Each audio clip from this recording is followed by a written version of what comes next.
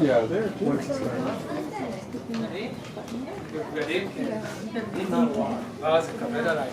And also the joinery of the stone, it never goes straight in. It always goes in at different angles. That locks everything into place. That makes it multiple times more difficult. Doing a straight line's easy, but doing curves and stuff is much, you know. Each one of the facets is a different angle, but that locks them all together. Knobs are for what? The knobs are, okay, conventional, and also this is what we're going to do.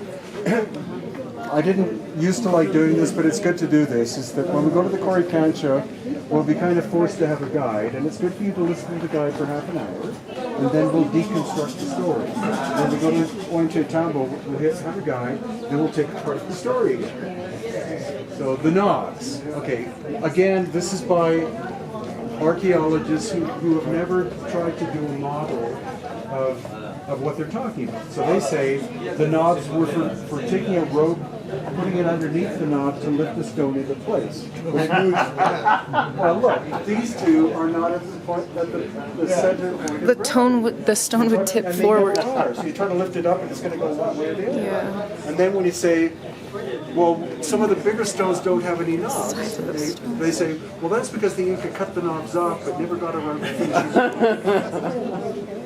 So that's the answer. Well, they always have an answer for something. They were smart enough to build these damn walls, but they were too stupid to put the knobs in the right place. The latest theory about how the